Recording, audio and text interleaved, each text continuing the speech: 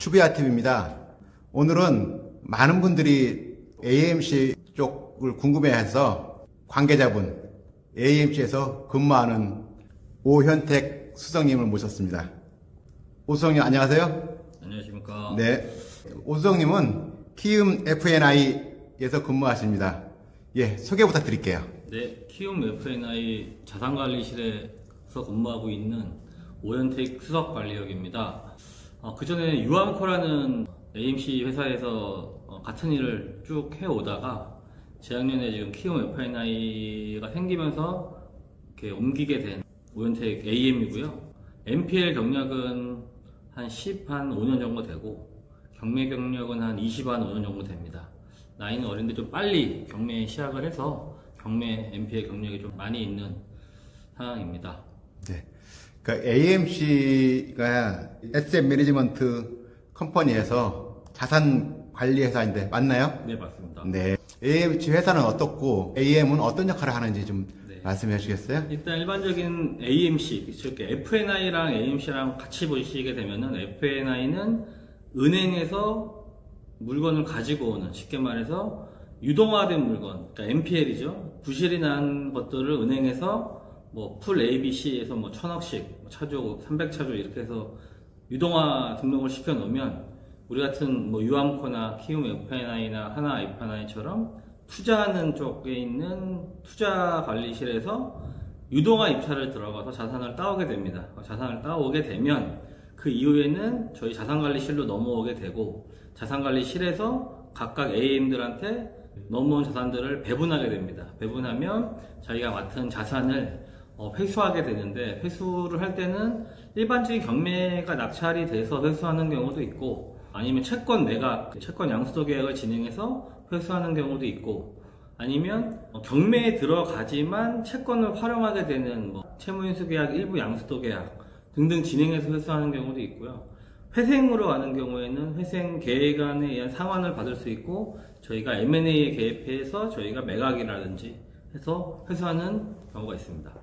금융권에서 유동화된 NPL 물건을 AMC에서 사온다 말씀이시죠? 네, 맞습니다. 사오면 처분은 대부업체한테 아니면 또 개인들 이렇게 처분하는 겁니까? 대부업체가 나온 경우는 2016년에 대부업법이 변경이 되면서 매매 추심업이 이제 일반인들한테는 금지가 된 거죠. 그러니까 그 전까지는 대부업체들은 많았습니다. 근데 그 대부업체들은 시군 구청의 신고에 의해서 진행을 한 거고요. 지금은 새롭게 바뀐 법에 의해서 매매 추심업에 한해서 채권을 사고 팔고 하는 경우에 한해서 금융감독원에 등록이 되어 있는 대부업자만 가능한 거죠. 그래서 론세일, 그러니까 채권 양수도 계약 같은 경우에는 대부업이 없으면은 매각은 불가능합니다. 네. 하지만 다른 방법으로도 계약은 가능합니다. 네. 그리고 일반인들은 이제 논세일 말고 채무 인수라든가 그 대위 변제 이런 신탁 국면은 AMC 회사를 통해서 가능하다는 말씀이시죠? 충분히 가능합니다. 네, 그렇습니다.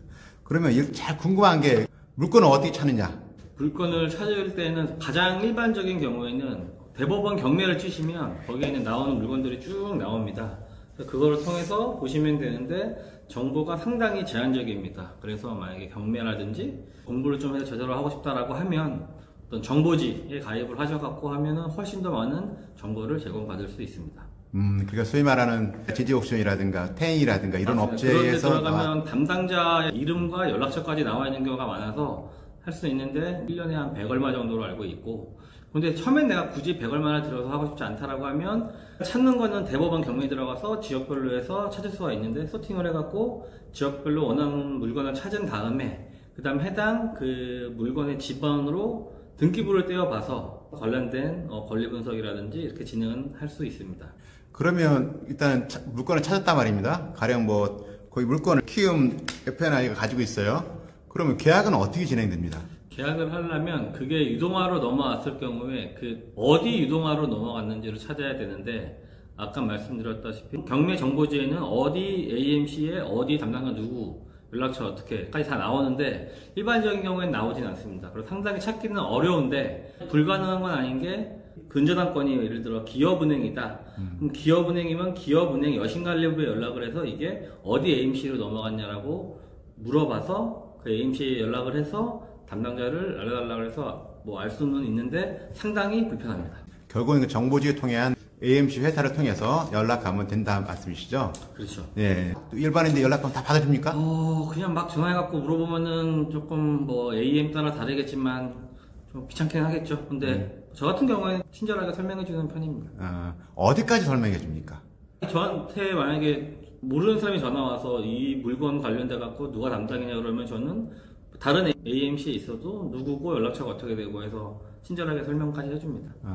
가령 물건이 한 10억이라면 거기 나와 있는 그 금액보다 좀 저렴하게 협상도 가능합니까? 저렴이라는 게 이렇게 부동산은 개별성 때문에 정확한 금액을 판단하기가 쉽지가 않습니다. 쉽지가 않기 때문에 저렴하다라는 거는 솔직히 조금 어폐가 있고요. 그렇지만 일반적인 경우에는 경매보다는 조금 싸게 받는 걸로 생각하시면 되는데 경매보다 싸게 받는 거에 주안점을 두면 굳이 NPL을 할 이유는 없고요. NPL은 싸게 받는 거라기보다는 내가 그 채권을 활용해서 입찰을 높게 들어가기 때문에 예를 들어 10억인 물건을 내가 AMC랑 접촉을 해서 13억에 입찰을 들어간다라고 하면 실질적으로 들어간 돈은 10억이지만 표면적인 낙찰 금액은 13억이 되기 때문에 13억이 될 경우에는 대출에 대해서 유리함, 나중에 양도소득세에 대해서 유리한 점, 그리고 경매를 저도 오래 했지만 낙찰받기가 쉽지가 않습니다. 왜? 싸게 받아야 되니까. 경매에서 무조건 금액 많이 쓰면 다 받습니다. 근데 우리는 보통 수익을 내거나 뭐 해야 되기 때문에 싸게 입찰을 들어가기 때문에 잘 안 됩니다. 그런데 NPL 하게 되면 거의 99% 낙찰받게 되는 상황인 거죠. 네, 저도 마찬가지지만 보통은 NPL 물건들이 그 단위가 크더라고요. 단위가 뭐 제가 본 것 중에서는 10억 이하짜리는 없었던 것 같은데 이게 그런 일반인들이 단위가 크다 보니까 목돈이 많이 들어가고 뭐 그러는데 어떻습니까? 이게 소액으로 1억 가지고도 NPL 투자를 할 수 있나요? 어떠세요? 충분히 가능합니다. NPL이라고 해서 비싼 건 아니고요. 일반적인 경매 물건과 동일합니다. 네, 은행에서 어떤 물건은 유동화시키고 어떤 물건은 안 시키고 할 수가 없기 때문에 그 BIS 비율이라는 걸 맞추기 위해서 유동화시키는 물건이기 때문에 싼 거는 몇백만 원짜리도 있고 비싼 거는 몇백억짜리도 있습니다. 경매랑 동일합니다. NPL이라고 비싼 건 아닙니다. 다만 몇백만 원, 몇천만 원을 AM들이 굳이 막 계약이라든지 이런 걸로 조금 꺼려할 수는 있겠죠. 귀찮으니까.